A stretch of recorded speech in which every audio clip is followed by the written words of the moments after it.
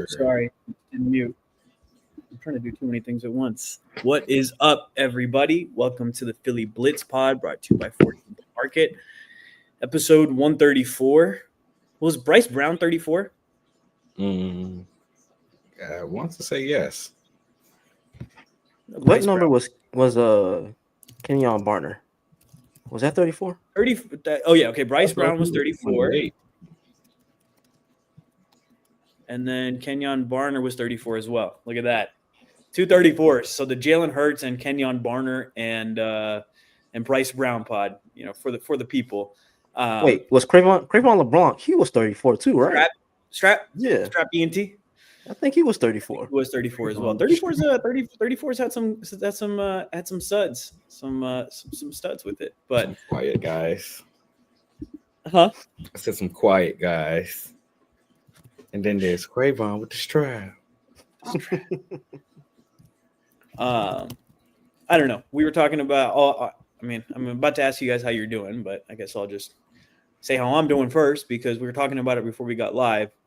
Just like not wanted to pod more since like 2023. I don't even know if I said it right, but I just I don't want to do this, man. I'm not having fun, Grandpa. Man, he wants to turn into the damn, what's that name? That Carolina Panthers. No, I was literally about to say that. I was like the Panthers pod that retired. I mean, listen, if we retire and they start winning, there's proof of concept there. So something to keep in mind if things get worse. But it's just one of those weeks, man, where it's deflating. I think that's the best way to put it. It's you get all this hope. It's Thanksgiving. You ate good on Thursday. You're like, okay, Pierre was on plate patrol. Let me see y'all's plates to make sure they're good. Plate patrol. But, you happy, you're with family. And then, you probably got some family who's going to want you to lose in front of them as well. And the Eagles did not disappoint them. They disappointed me. So not great. How are you guys doing? Brother, you see the title of the pod, man. Somehow, it seems like it got worse. No, you used the word, what was it, depressing? Deflating. It was just very disheartening. I'll use that word. Black Friday, I went out and I bought a 70-inch TV. And I got up Friday morning. No, I brought it the day before Thanksgiving. And then I got up Friday morning. And I was like, you know what? I'm gonna put the TV up. I'm gonna watch the birds. It's gonna be a good day, brother. That was the most disheartening game of football I sat down to watch since 2023. It was very, very bad. Very, very bad.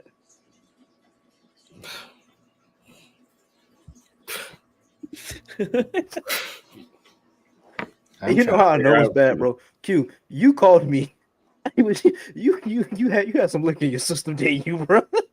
You're asking the wrong questions, man. We got Q talking about Nick, and I was like, oh, I put it in the dark side. I was like, welcome to the dark side, brother. It's time. It's Philadelphia. We run coaches out of town, but it's time. It's time. My dog was down bad, man. Rubber lubber dub dub to those who celebrate. Is I the one and only Marquil Frippons. This is real rubber lubber dub dub. I've been saying this for years at this point. I mean, it's a bit of a running joke because I know no one knows what it means. But for those of you who don't know what it means that I'm in deep pain. And this team causes me deep pain every single week. Every single week watching this team play football. My goodness, man. And this, like you said, you just when you thought it couldn't get any worse. And I mean, the crazy part about it is it didn't get worse offensively. It didn't get worse. Somehow, the offensive side of the ball was the best side of the ball on the field that day. And I'm sitting here watching football like, what the hell just happened? It's just the most demoralizing way to lose, too. Somebody just ran the hell out of the ball on you, dude. They did what we do to other teams, bro. This is anytime you hear the commentators say, "Oh, this is the first time in a century that this has happened," you know it's bad, bro. Right. bro. Oh Bro. my God. We can get into it. Let's get into it. Where we starting at? On which side of the ball? Let's I mean we can start with the offense where, you know, it in a vacuum. Hey, AJ and Jalen hugged. High five. Yeah. I was celebrating that. My brother was wearing his black Jalen jersey. I was wearing my black AJ jersey. We gave each other a little high five like we were on TV as well. You know, it was basically like we were right there doing the same thing. And then it just all went downhill. And the thing is I think the most demoralizing, frustrating part of it all is offense played well. Q, you're right. They played better. I don't know if you can say I'm about that. to say you didn't play well Yeah, at they all. didn't. Yeah, exactly. But I was like, I don't know if you can say they played well, but they played better. But you see the other side of the ball, and it's like, dude, why can we not just get any of that? Like it looked more fun.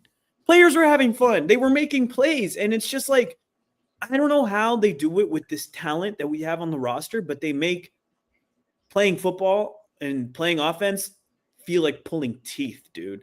And that's why as soon as there's adversity, the team falls apart because there's no faith, there's no belief in the coaching, in that they're being led in the right direction. And that's why you see, the offense played better today. If the defense had probably played like they have in past weeks, maybe we win that game. But the defense has been the only thing holding the team together for the last however many weeks. And this is like what we've been trying to say in that, hey, you can't just do this to your defense all the time. Like the offense has to do something. When your offense leads the league in 3 and outs and is doing it at a historic clip for your team, it's not good business for your defense. And then the dam just broke. There was just like the dam just broke. And that's what was so demoralizing about it. Is you could see, the defense used to be the side of the ball that was having fun. They were celebrating, having a good time. And you could still see some of that. But as the game just went on, they were just worn down. Our team got out muscled, out physical. Ben Johnson's in the locker room taking off his shirt. And I can't even get mad at it because they literally just bitched us in our own home. It was just so crazy to watch, bro. And I even said, I think I'd said on the pod, I was like, I feel like, if there's a loss, I think they beat the Cowboys and they maybe lose to the Bears. I didn't expect it to look like that, man. I thought it would be like some like weird game where it came down to the end. They manhandled us. And the last time I felt like this was 2023. And that's not good. We've been trying to say, hey, it doesn't have to be like 2023 the whole season, but the way this is shaping up, the way, where you got Nick, in the press conferences, and we'll talk about that as well. But man, it is just hard to justify having this talent, what they did last year, and everything that's been going on. It's just mismanagement at, the worst level. And that falls on the head coach. You have an offensive-minded head coach, and your offense has been the worst part of the season. And he hired his best friend to be the offensive coordinator. If I had a nickel for every time an Eagles head coach hired a Super Bowl winning Eagles head coach hired his best friend to be his offensive coordinator and it all burned down around them, I'd have 2 nickels. I mean, it's not a lot, but still pretty crazy that I got 2 nickels out of it. But how does this keep happening to us, dude? I get it. Nick was off to Super Bowl and, but we just kind of said it. We were like, this feels like uncreative and you're behind the 8 ball because you're in the Super Bowl. So I get there's a lot that goes into it, but what an underwhelming pick for OC and underwhelming season from said OC. At the same time, do have to put out there, don't egg the man's house. That's just stupid, dude. It makes everyone else look bad. Leave the man's family out of it. It's ignorant, dude. It's extremely ignorant. But yeah, man, if it wasn't time to have a Nick Sirianni conversation before, it's time to have a Nick Sirianni conversation now. You can point all the fingers in the world at Kevin Patullo, but there's one man controlling the overall philosophical approach to the offense on a week-to-week, game-to-game basis, and that's Nick Sirianni. Make no mistake about it, Kevin Patullo, he's not the guy at all. God, no, he is not the guy. But to solely put it on him, I don't think that's fair at all. Totally agree. Yeah, Quell, you got anything? Otherwise, I got some. Everybody is at blame. Yeah. Every single person. I mean, yeah, Nick Sirianni is. I'll refrain from having that conversation until season's end. I'll give him the grace of a Super Bowl winning head coach. And just know when the conversation, if and when we have to have that conversation, there will be some interesting things to be said. I mean, But I'll say one of the interesting things right now. Like, if you look at like the offenses that Nick has had throughout his tenure as Eagles coach, it's only successful when he doesn't do the hiring. When it comes from Howie or Lurie, unless it's it's Ryan successful. Johnson. That's true. That's true. But that was the same kind of concept as this year, right? Like it was somebody else doing it, but it was like, hey, let's just put the quarterback's coach up to OC and keeping everything in house. And it's like it's become like incestual, dude. Like it's just like you don't get any new ideas in there, and it's because you have like the Nick Sirianni philosophy of offense and whatever it might be. And so, Quell, I totally agree with you. You have to hold off on conversations until the end of the season because he won the Super Bowl last year, and I was having some of these conversations with Pierre, and I felt this way last year as well, and then they turned it around in the playoffs. But, he's clearly on the hot seat now because it's just like these things that are happening this year come from poorly coached teams that don't believe in their coach. And that's scary that it's happened twice in 4 years. And now obviously the highs are so high and the lows are so low. And that's the thing about Sirianni, right? And maybe that's just like something that we have to understand. But the man said a wise man avoids all extremes, as we have seen from everything he does, whether it's like play calling, whether it's like how he wants to play football. He is just way, way, way, way, way too extreme. It's just. I think the biggest problem with it is the stubbornness. Like, I don't know if you guys saw the quote. I can't remember who tweeted it. I think it was Jeff McClain, but like the whole thing where Nick is like, regardless of if it's Patullo calling it, Shane Steichen, Brian Johnson, Kellen Moore, it's my offense. It's gonna look the way I want it to look. It's gonna be what I want it to be. I keep saying everybody's at blame, and I'm glad you brought that quote up because that. Somebody's not getting mentioned here. We done mentioned two names, and someone's not getting mentioned here. And he said something very similar about a week and a half ago, in terms of, the offense is going to look like what I want it to look like. So when we're going to talk about the quarterback, you got to talk about it. The last couple of weeks, dude. So this is about where I am with the quarterback conversation. I think it's pretty damn clear. The last couple of weeks, he has been off. Scatter shot accuracy. We were all celebrating that Devontae Smith catch against the Cowboys. If he puts that on the money, it's a touchdown. He was off, and you could see it from the balls he was throwing on Friday. Now, given it was windy and all that stuff, but Caleb Williams wasn't really affected by it as much as they didn't really allow Caleb. They had Caleb in training wheels all day. Regardless, I mean, he was able to make the plays when they were there, right? And Jalen just listen, make the play, you win the game. Doesn't matter, dude. At the end of the day, they beat our ass, and he made more than one throw throughout the game. So, point being, I think earlier in the season, I don't think you could blame Jalen because the accuracy was there. He was trying to hit things, but over the last couple of weeks, the accuracy has gone, and that's what also just feels like the wheels are falling off because it just feels like he's second guessing everything. You see the double clutching when he's back there. You see his feet aren't clean, and to me, it's on the player 110%. You have to keep your mechanics. You have to keep your fundamentals, but that also screams to me that this guy does not trust the coaching. He's doesn't think things are going to be open. He's second guessing. And then there's like the whole, turnover of it's just, there's so many things going on that it's just, I mean, swear jar, but it's all just a shit show, dude. Like there's just nothing else about it.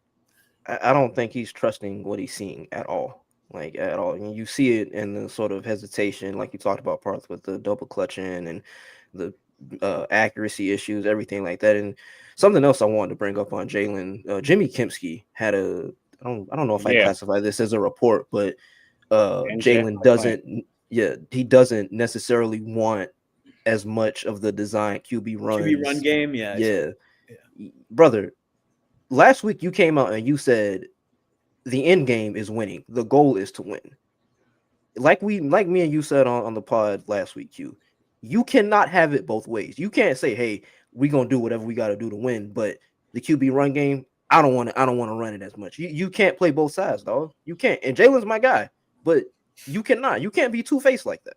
If it's about winning, bro, I got the Love Hurts hoodie on. If it's gonna be about winning, bro, it gotta be about winning. Regardless of what it takes. Keep the main thing the main thing. Exactly. It's a two-sided coin there. I respect his opinion. I feel like I mentioned this a couple weeks ago, probably about a month ago on the pod, where I was saying the approach is very reminiscent to Buffalo. I forgot what year it was. It was the year where Josh Allen threw all them touchdowns and like one interception in the playoff or something like that. But they didn't really scramble Josh a lot during the regular season. And then the playoff came, and then they just unleashed the beast. And if that's the thought process, I can get it, because his whole reasoning is the concussions, the knee, just every single year. I made a joke. I say this joke all the time. Yeah, I know we're going to the Super Bowl because Jalen Hurts got hurt. Every time Jalen Hurts gets hurt, the Eagles go on that run. It's just a part of the day. 2022, 2024, it's just a part of the daily thing. But I think he's sick of that. And I can respect it if he's sick of that. But, brother, I mean, my father used to tell me all the time growing up, God rest his soul, every action has a reaction. There's a consequence for every response. And yeah, you can try to stay healthy all you want, but we sitting here, we could blame Kevin Patullo, we can blame Nick Sirianni, we could blame the offensive line, missing blocks, not being healthy, Saquon Barkley's not the same player. None of that is going to work if you ain't a part of the run game, buddy. Like, you are the engine that makes the thing work in terms of this offense and the run game and the RPO. The willingness to defenses having to play 11 on 11 instead of 10 on 11 is what makes that offense so special. We say it all the time. Jalen Hurts isn't a system quarterback. Jalen Hurts is the system, and that was part of the system. So you kind of neutering yourself right now, buddy. And I get at the expense, but you can't sit here and be the one, like we just said, Pierre, about playing both sides. You can't sit here and say that we need to get it going early. We can't think that we can just cut the light on late in games, and we just going to do this every week. But then you think that you cannot do the quarterback run thing all year. Then the playoffs come, and it's like, yep, it's time to go. Like, it's already inconsistencies in the run game and the blocking. Like, come on, man. I have been a proponent of letting, Jalen evolve as a quarterback and not needing to do the quarterback run game as much. And I've supported that, and I know that he wants to do that. It's about longevity, all those types of things. But Quell, you just said, like, the Josh Allen thing, they unleashed it in the playoffs. Well, brother, it's the playoffs now. Like, if they don't do, if they go 2-3 over the next couple games, the Cowboys can win the division. And all of a sudden, like, all these things that you thought you had set up, you're already not number one in the division, in the NFC. All these things that you thought you had lined up, you have your path to the Super Bowl and all these types of things, it's gone. It's time to start winning games. Like, it's been a skid, and at one point there needs to be like, all right, it's like we got to win. Like, you have to put together good games. It's not a recipe for success at this point. And like you said, Quell, like, it's the engine that keeps this offense going. It's time to start the engine. You can't or put it in drive. Start your engine. Neutral, right? Like, it can't be on neutral the whole damn game, man. Like, or season, we gotta really turn it on. You know how I know it's bad? It's week 13, and you're hearing guys in press conferences talk about focus and finding an identity. Identity. If I hear the word identity one more time, it's week 13. Oh my gracious goodness! How are we not focused?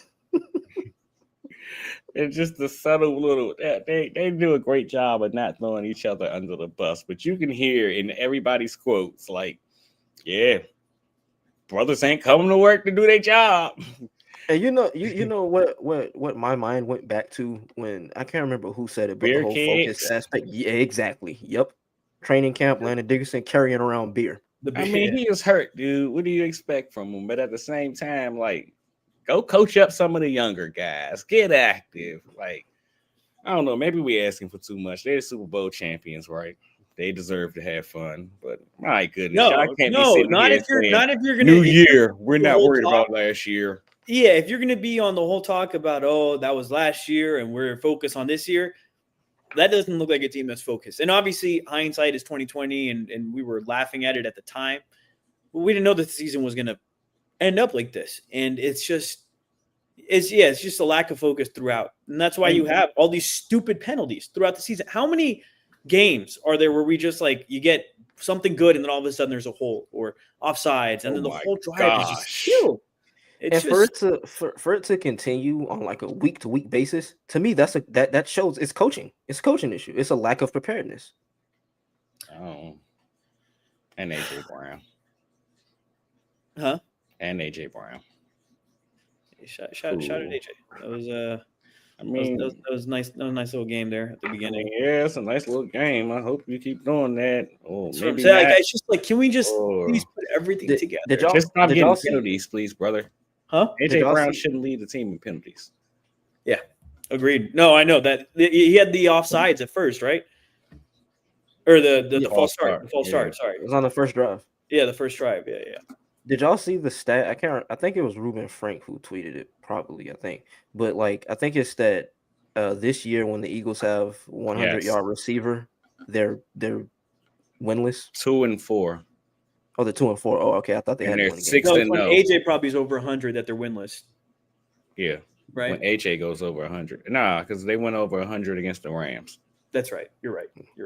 And I think the Vikings, right? It's 2-4. Those are those two games. 2-4 when they have over 100-yard receiver. And 6-0 when they don't, which brings me back to the same thing I've been saying all year. Like, we can keep taking shots at the head coach. And that's why I said we're gonna have to wait to the end of the year to have this conversation, because as bad as everything looks, he has this ace in the hole.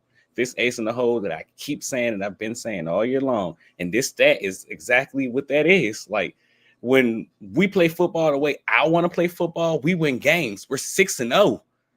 But then when y'all want to start getting cute and doing all this funny stuff, and I get it, the offense has to be better. But let's just go win games, right? That's the plan. That's what y'all say. That's the goal. Yeah, but that's also part of the reason the team is miserable, is because they know they're not playing to their level. And Quell, I've been saying it all year. We've argued about this all year. But you can't play not to lose. That's exactly what they did against the Cowboys. That's Nick's game. That is Nick's game of like, oh, we're up 21. Now we're just going to run the ball out and we're going to run the clock. Well, I wouldn't even say that, because in the Cowboys game in the second half, they passed the ball more than they did in the first half. It's just penalties. The penalties killed them. Execution. We need to start putting more blame on some of these players. Absolutely. The drops this year, the holds. I mean, missed blocks. I saw this video. I saw a clip. Cam Jurgens was backwards on the snap, and it's just like, brother, like you got to be better. You got guys running into each other, tripping each other. My goodness, man. We can't even run mesh. It's bad, dog. We can't even run mesh. We've had guys run into each other on mesh. High five each other. It's not that goddamn hard. Everybody remembers the picture of Torrey Smith and Nelson Aguilar high-fiving on mesh during that season. It's not that hard to keep spacing. And I get what y'all are saying, because ultimately these conversations that we're having, and despite us talking about the players, this is a coaching conversation. But that being said, like, y'all just forgot how to play football, brother. Y'all, we didn't say a Super Bowl winning team, Super Bowl winning offense that has one player that has changed. And it's one thing, me and Shaffer had this conversation all the time. She has this quote where it's like, it's one thing where, like, it's okay for you to feel like somebody's wrong, but let them be wrong by themselves. The moment that you start running around like you, Pac, and making yourself the issue, you wrong with them. And right now, the offense is wrong with them. It'd be one thing if the coaching was just dumb and stupid. But, like, the offense is out there looking like, what are y'all doing, dude? Like, why are y'all making life so hard on yourself? And like I said, feel like I've said this the last two pods. You just said it, Parth. Every time Kevin Patullo gets something going, penalty, holding, false start. And now we're looking around like, oh, man, here comes the 3rd and 13 draw play. But I don't understand why, as soon as there's a penalty, this is also on coaching. As soon as there's a penalty, they just shell up, they turtle up. As soon as there's a penalty, you can see there's a shift. And they're like, oh, well, now we have to play nervous. And it's like, that's not the case. Penalties can happen. And I think a lot of it is because players are on edge. And Quell, we keep going back and forth about this, bro. But like, man, I really think the mental aspect of this season, how taxing it is to play that way, where you just don't get to play football for parts of the game because it's like, oh no, we're just going to do it this way because it's how Nick Sirianni wants to play. It's taxing on players. And then they're just in their heads. And then when you're in your head and you're about to get a pass, you know what? I bet that AJ Brown play, I bet the ball was going to go to him. It's just like, he's excited. You're finally getting the ball, and then you false start. Like, these things just add up throughout a season. And now we're in week 13, and that's why these things are just rearing their head, because they've just kind of been there underlying throughout the service. AJ's been honest about it. Devontae's been on the sideline saying the same thing, but they're just like, they're just off. Everybody's off because there's nobody's bought in. Nobody's bought in. Totally agree with All you. I can think about hearing you say this reminds me, in a perfect world, the Philadelphia Eagles will operate a whole lot like the Ohio State Buckeyes. Like Ryan Day has openly stated, like, we're preparing to play a 16-game season. We going about the math different than other teams. Our team has played a whole hell of a lot less snaps than other teams. And offensively, yeah, we doing our thing, but I feel like out of a 4, we're only on a level 2 right now because we ain't really got to gear it up. We just doing what we got to do to win games. And then when it comes to time that we have to gear it up, we'll do that, but we ain't got there yet. And I feel like the Eagles want to play like that, but they just don't execute well enough to play like that. Yeah. Agreed, man. You just want to be able to, they've taken the fun out of football for fans and especially for the players. And that's just where I end up. And that's why players are playing bad. I agree, but I just empathize with them, because if we're so miserable watching this once a week, imagine doing this every day. Like, it's just yeah. So I don't know. I like to think of myself as a solution-based person. So we've talked all about the issues and the problems. What's the fix? How do we fix this? Wait for the season to end. Pray it's painless. I don't know, dude. I mean, you just get the players to buy in, but that's tough. You know, I don't know. Nick, shave your head. Maybe he shaved his head. He shot a shave and he shaved the edges a little bit. Yeah, I saw that. He faded it. He faded it a little bit.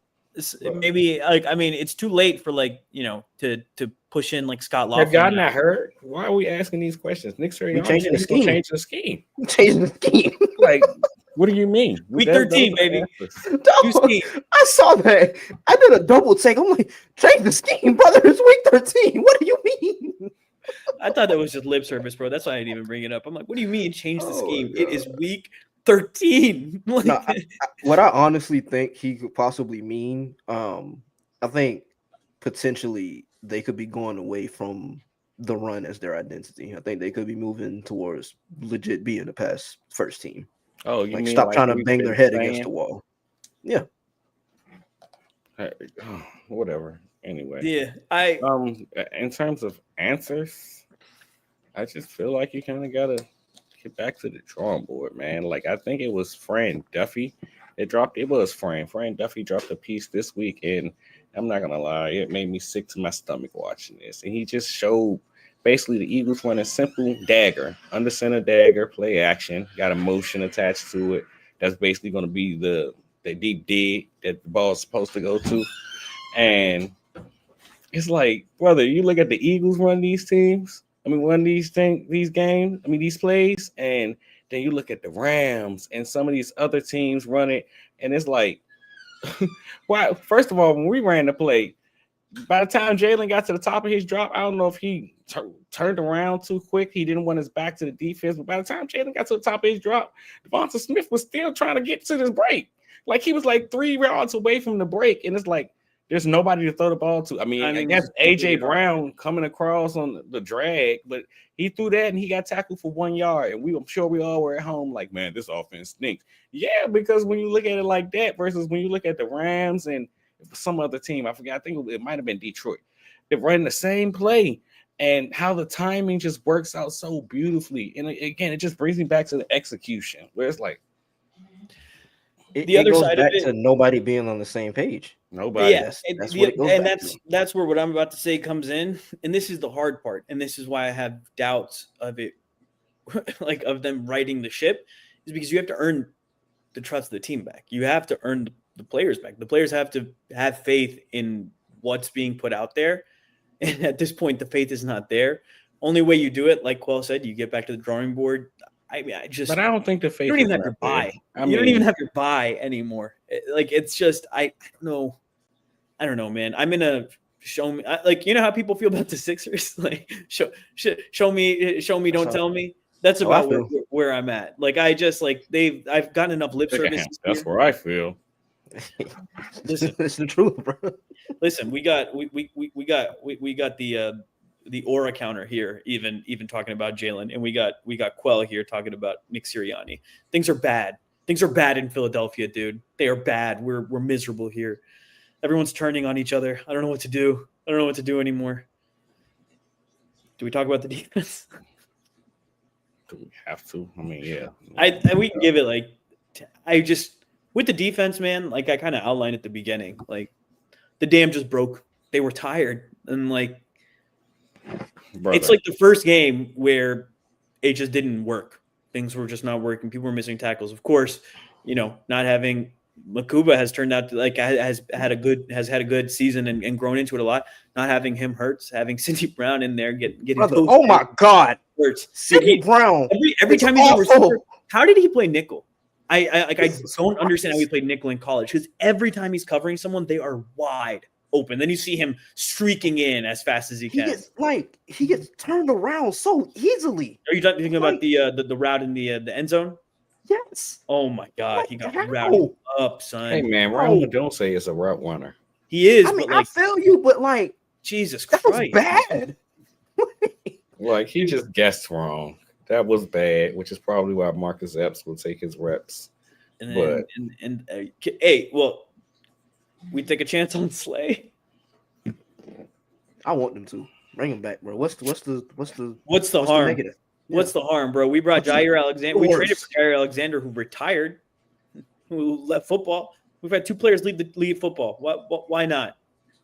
Are the vibes that bad in that locker room? I mean, we got two guys that just said, you know what? I don't even want to play football. Hang it up, bro. It's time to hang them up. This is stressful. I don't even want to do this anymore. No, but this defense, it was hashtag not good. Not even a little bit. For some context, the Bears had 17 rushing first downs. 17 rushing first downs. That's the most in a game this year, I believe. Chat, is that good? 17 rushing first. The Bears had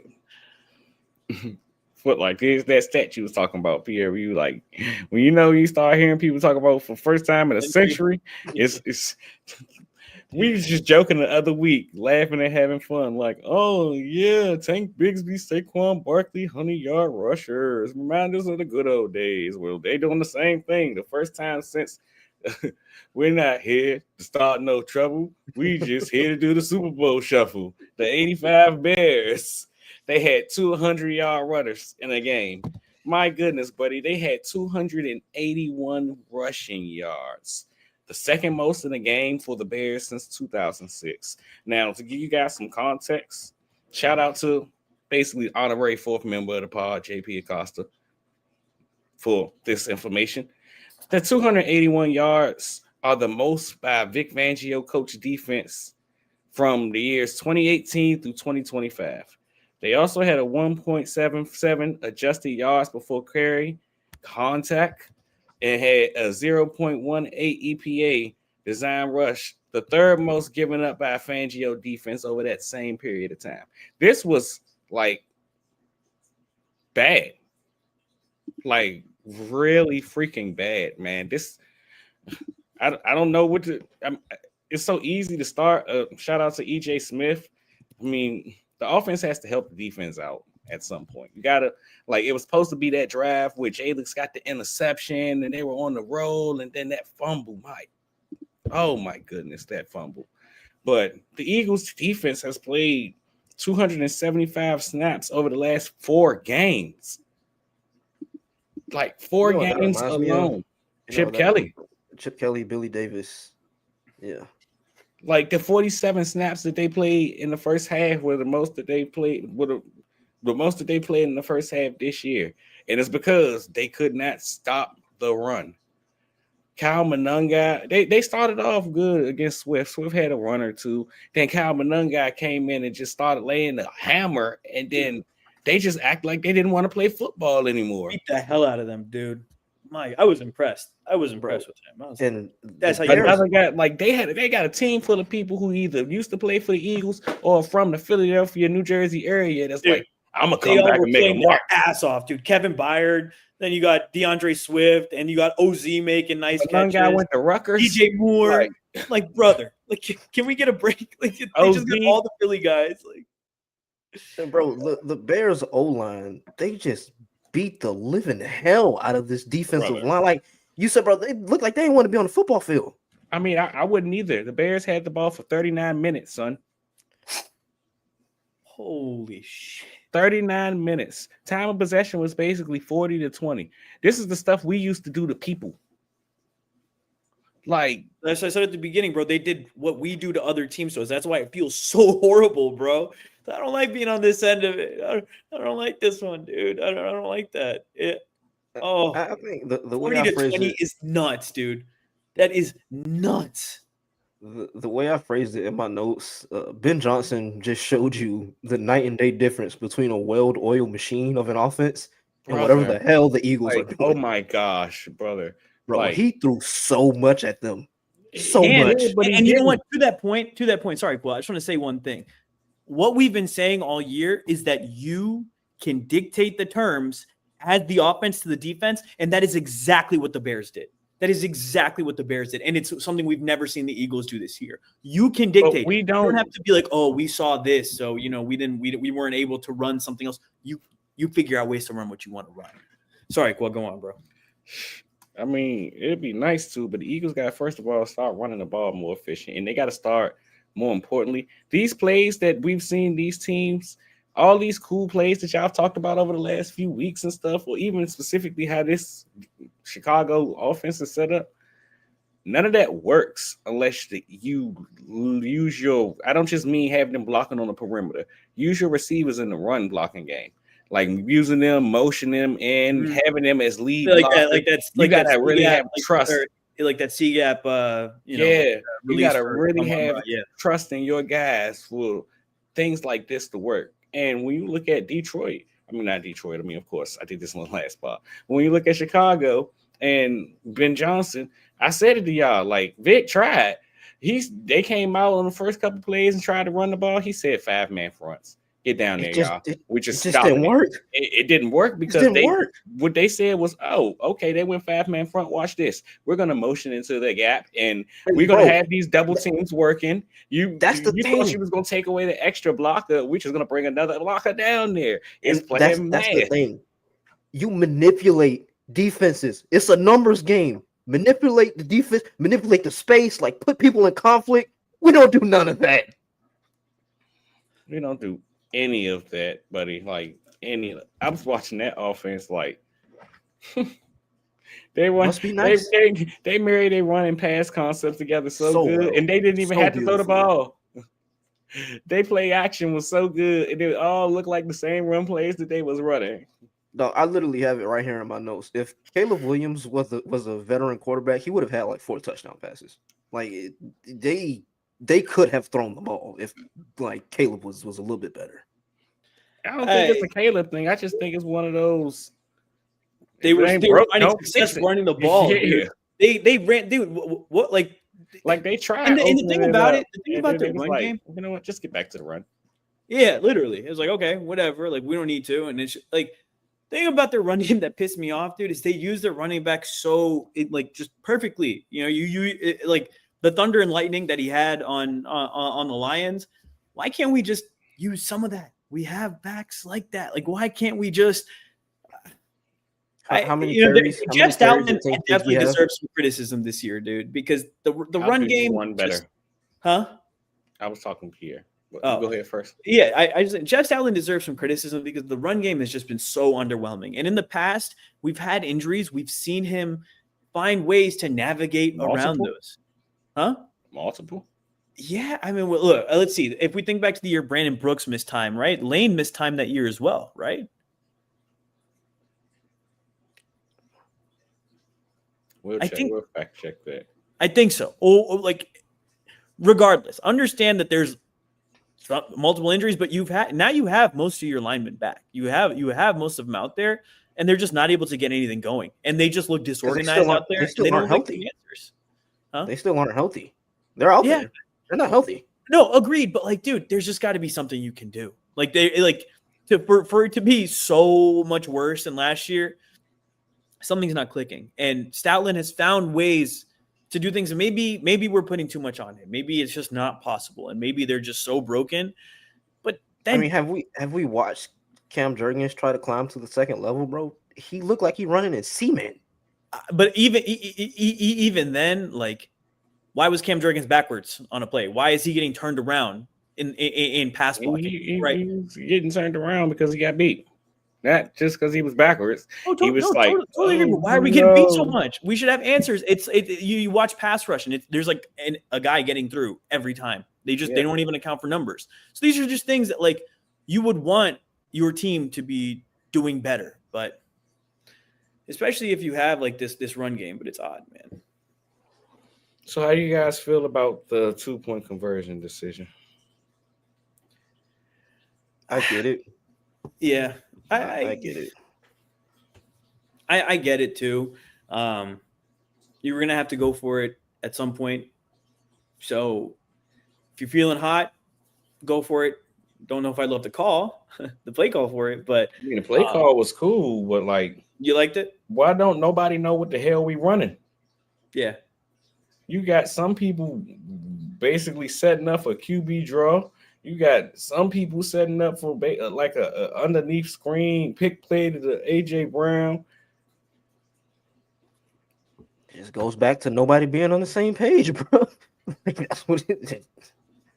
That's what it is. Then everybody get up after the play like whose fault is it? Y'all didn't understand the play call in the huddle. What happened?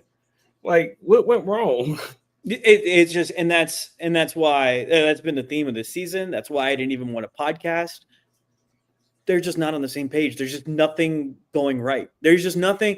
You know, I kept using this term early on in the season. They need to find what they can hang their hat on.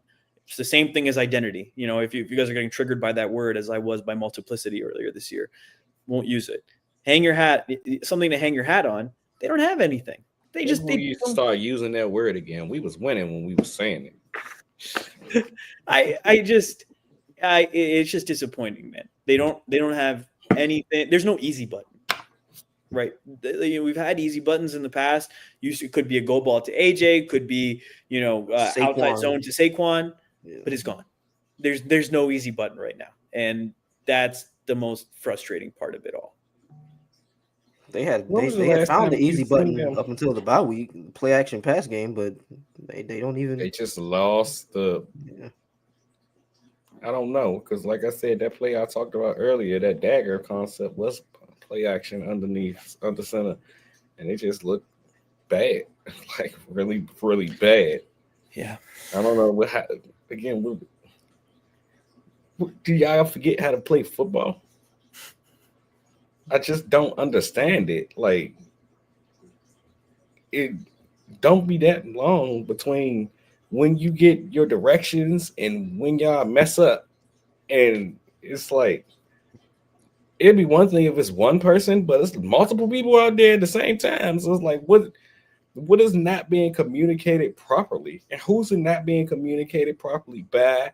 And I got everybody telling me the offense gonna look like what they want it to look like, and I just hate it here. You know what it feels like? You know what it feels like, and I tweeted this, but the Eagles' offensive approach, it feels a lot like a bunch of people who feel like they were the sole reason for the Super Bowl win, and everybody feels like they can stick their chest out and be like, "Oh, we're gonna do this way because we won a Super Bowl, and I'm the reason we won." And there's just no cohesion. There's no structure, no rhythm. It's just it's all bad. It's just all bad. Anything else? One more thing. What do y'all think about Kevin Patullo potentially moving to the booth to call plays instead of being on the sideline? Brother, try anything. Help I anything? don't care. Try anything. Try drinking matcha instead of coffee, Kevin. I don't know. Try anything, dude. Literally. Like, I don't know, dude. Try anything, please.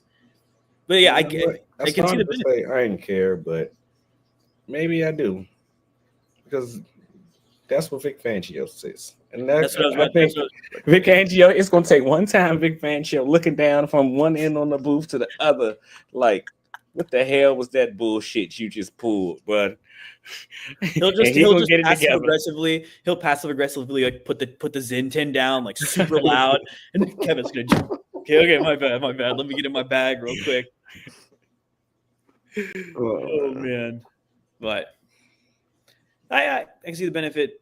I don't know. Do we have much more, boys? This was just kind of big picture. Click the button, man. Oh wait, give me a second. That button. Bad podcasting. Picture. This sucks. That's ready.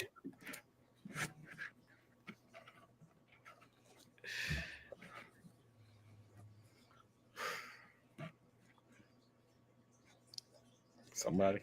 Big picture takeaway. Figure it out. It's just they're a mess. I don't really know what else. We've kind of outlined it this whole podcast. That's all it comes down to. It's the common denominator is that everyone is off. Everyone. So figure it out. Yeah, so for me, and I'll write mine out, so I'll just read it. The Eagles are at a crossroads, and it could get very bad if they don't fix it. Friend of the pod, Sean Syed, said it on the Philly special, but watching this game, it feels a lot like, and it felt a lot like the offensive version of the 2023 defense, where there's no identity. They don't know who they want to be. The execution isn't there.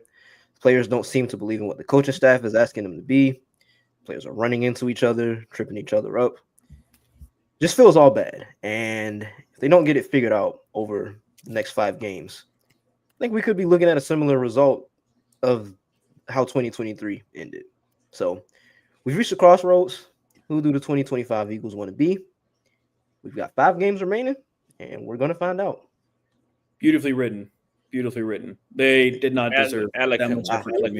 Eloquent. I still got my fastball, bro. I still got my fastball. Yeah, I didn't think they deserved me writing. They didn't deserve my effort, dude. They don't deserve anything from me right now. Big picture takeaway. I need someone to let me know that the vibes aren't dead in some way, shape, or form. And I mean, I've seen signs like you got the AJ Jalen handshake where, thanks, that's cool. But we mentioned 2023 a lot, and I've continued to say I don't think this will be a 2023 season. Whether this is a successful season or not remains to be seen, but I don't think it'll be 2023. But this was the first time in a long time I've watched this team, and I felt like they were swaggerless. You got the worst part about it all to me is you got Chauncey Gardner-Johnson walking through the hallways at the end of the game, screaming that they told y'all they're gonna fold, and they asked him about it, and all he did was chuckle a bit.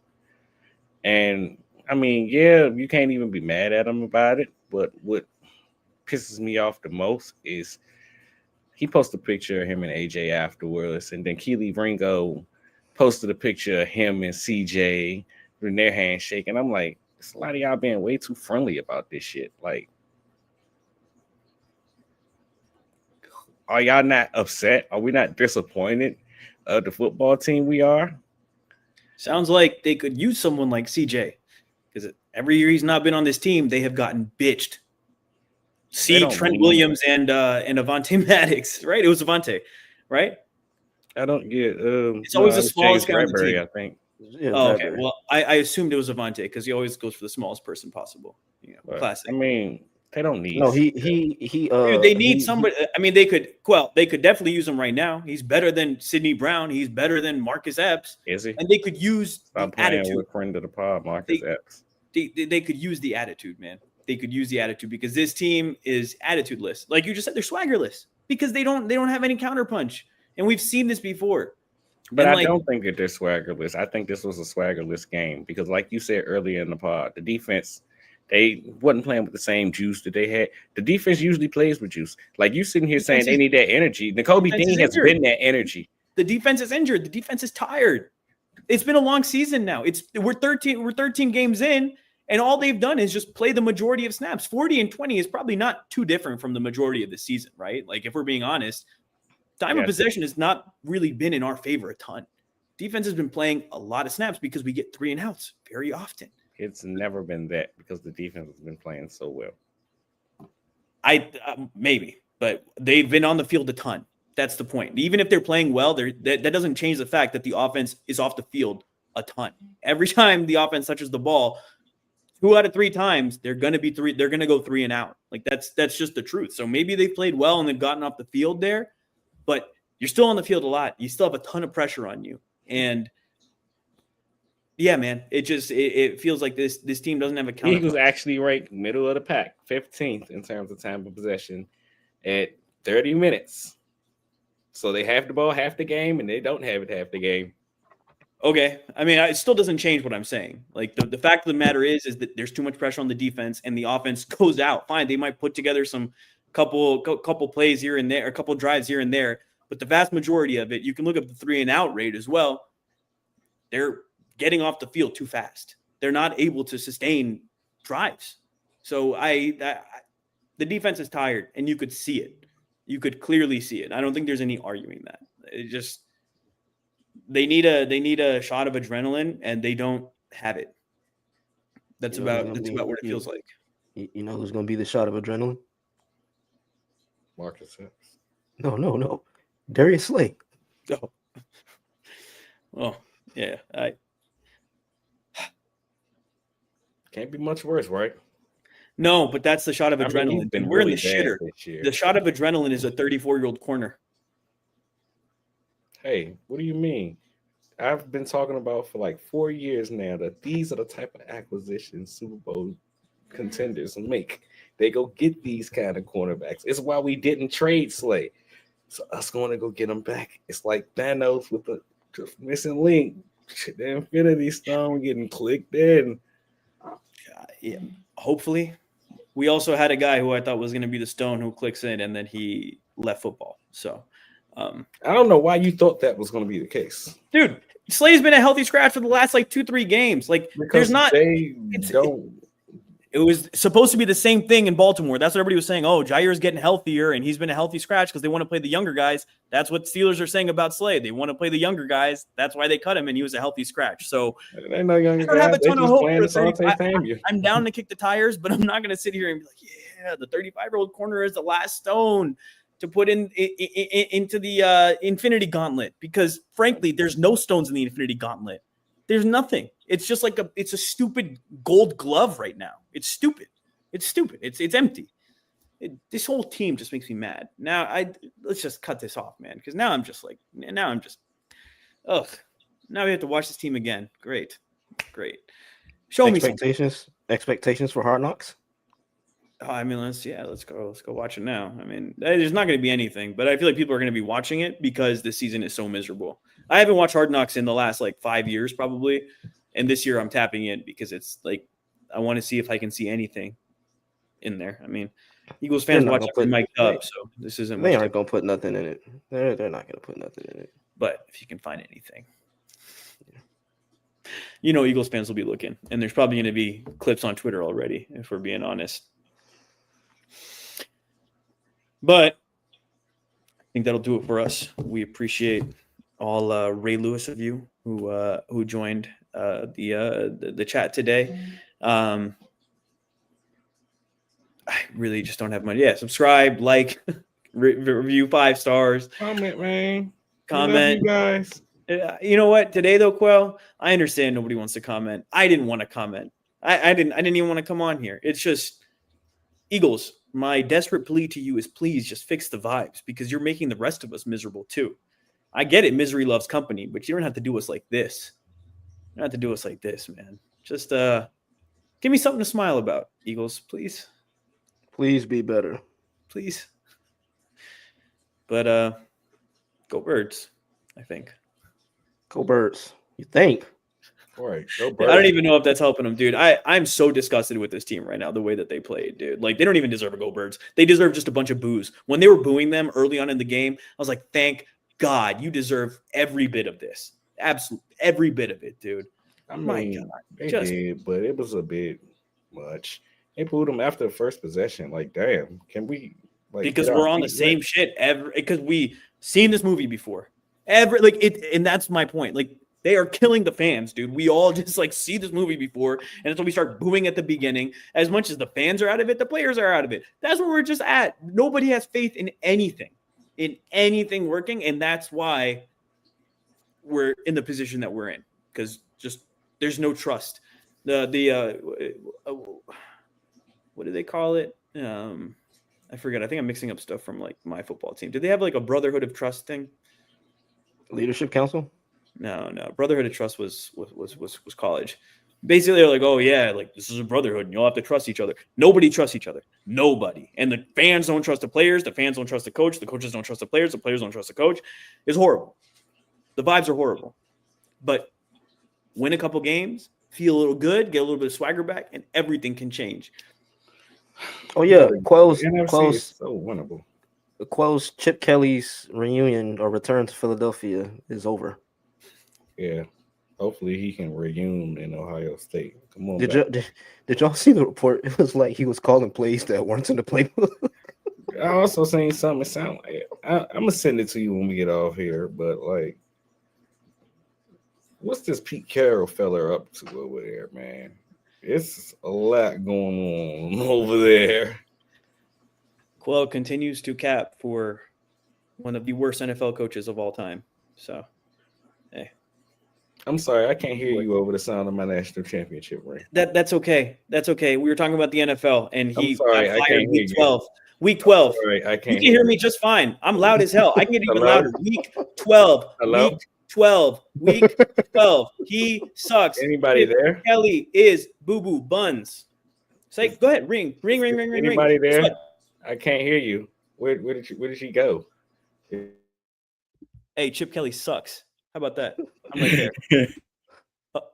You shouldn't have. See, now you started this, and I'm too immature, dude. I'm too immature. You can't give me this power. Go away.